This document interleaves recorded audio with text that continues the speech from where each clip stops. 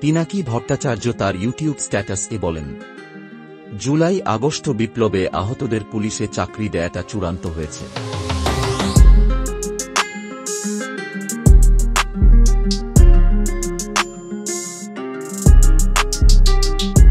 আমাকে জানানো হয়েছিল পুলিশের তরফ থেকে যে আমার এই পরামর্শ তারা গ্রহণ করেছে।